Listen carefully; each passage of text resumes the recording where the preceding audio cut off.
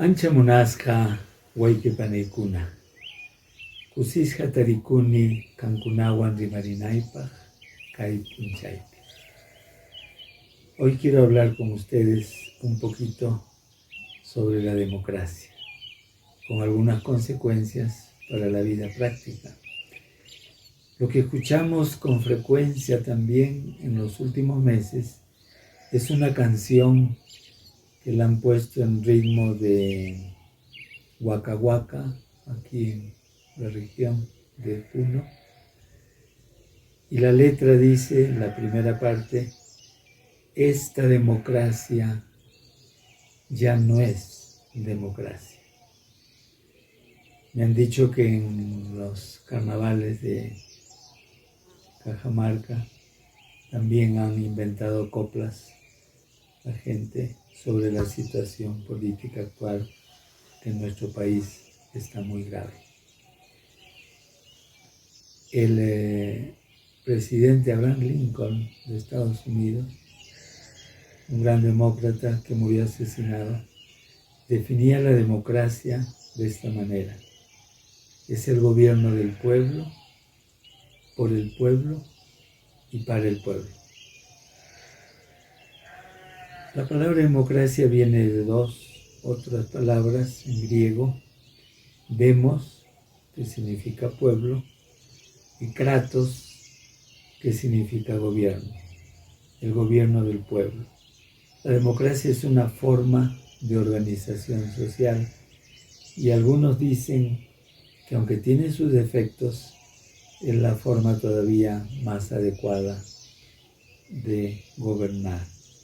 Y en nuestro país hay una democracia indirecta o representativa, es decir, la población elige, en este caso a su presidente, a sus congresistas, y les da la potestad de que en su nombre puedan ellos tomar las decisiones, hacer las leyes, etc. Para que haya democracia tiene que haber tres cosas muy importantes: la igualdad de todos los ciudadanos, una constitución que sea, como decir, las reglas escritas de lo que se tiene que hacer y lo que no se puede hacer. Y también no podemos olvidarnos de una atención especial a los derechos humanos. Una pregunta histórica es: ¿y ha habido democracia en el Perú? Si pensamos en la lucha por la independencia de España, que fue llevada, conducida por los criollos, es decir, gente blanca, hijos de los españoles, descendientes, vemos que el pueblo indígena del Perú, que constituía la mayoría, fue marginada en esta lucha por la independencia, aunque ayudaron a la independencia, pero fueron marginados de la acción política. De hecho, en las primeras constituciones, los analfabetos estaban prohibidos de votar, y los analfabetos del castellano eran precisamente los indígenas. Recién, el año 1979, en esa constitución, en la constitución de ese año, se permitió que los analfabetos pudieran votar. Si pensamos en las mujeres, votaron recién desde 1955. También estuvieron largo tiempo marginadas. Y en el siglo XIX solo hubo dos gobiernos democráticos. Todos los demás fueron de militares y en guerras intestinas. En el siglo XX hubo varios gobiernos militares y cívico-militares, y también hubo algunos, diríamos, legales, civiles. El escritor Manuel González Prada, un poco burlándose de la democracia, decía: nuestra democracia es de pisco y butifarras, haciendo ver cómo los políticos, para conseguir votos, daban a la gente pisco y butifarra, o sea, sándwiches. Y es así. Claro, las butifarras en los últimos tiempos se cambiaron por cajitas de plástico, tuppers, donde se ponían regalos. Vayamos a mirar un ratito los puntos claves de la democracia. Uno de ellos es la legalidad, o sea que la persona que sale como presidente o presidenta, o los que salen como congresistas, estén bien elegidos dentro de todas las normas. Esa es la legalidad. En el caso actual, la señora Boluarte legalmente es la presidenta de la República, o sea que ella ha seguido a Castillo en una forma constitucional. Pero hay otro aspecto que es muy importante, es la legitimidad. Esto significa que el pueblo, que es el soberano, tiene que reconocer a los gobernantes que elige, reconocerlos como sus representantes. Y si hay circunstancias en que estos elegidos no se portan según el pueblo quiso y según lo que se entiende que debe ser un gobernante, entonces pierden legitimidad, y en muchos casos, al perder la legitimidad, tienen que retirarse.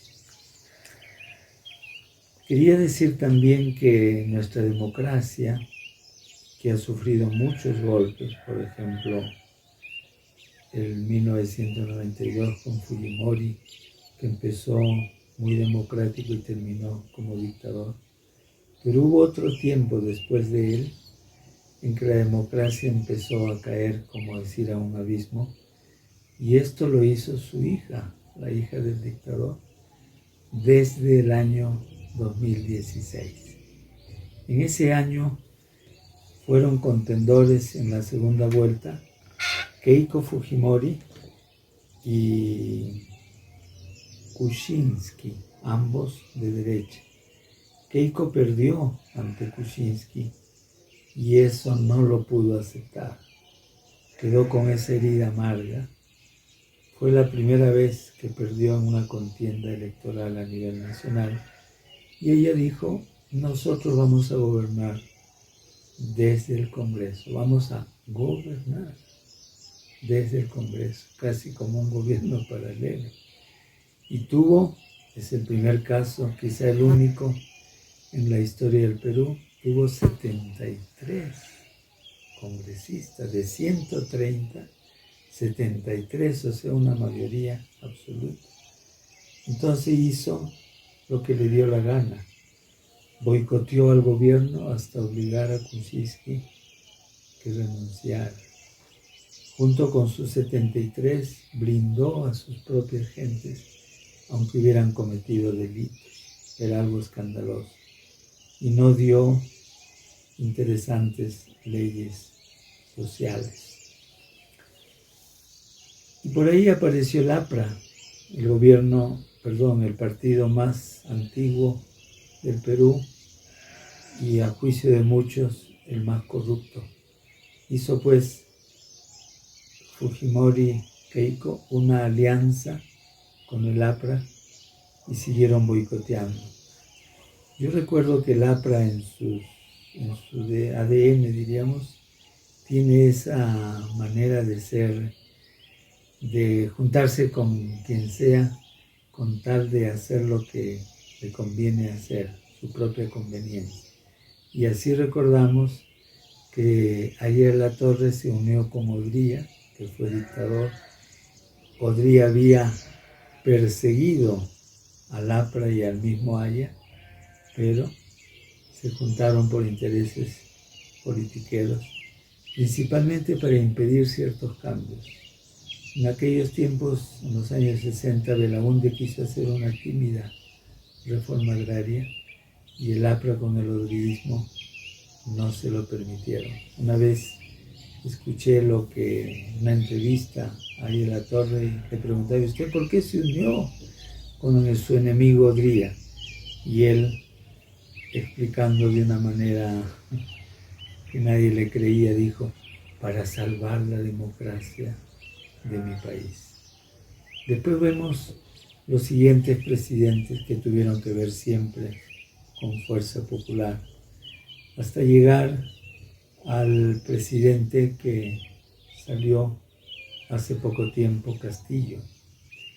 El 7 de junio del 21, Castillo, profesor de aula, profesor rural, venció, aunque por poco, a Keiko Fujimori, que tenía todo un aparato y que decía, logístico y en dinero, y que decía que a la tercera iba la vencida, y que atacaba a Castillo tachándole de comunista, diciéndole a la gente que les iba a quitar sus bienes, sus negocios, todo, y que gritó el primer día diciendo fraude, una mentira más.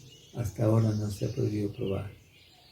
Y con partidos de la derecha y ultraderecha, en realidad no dejó gobernar a Castillo. Desfilaban los ministros, tenían que contestar todas las preguntas que les hacían, votaron algunos.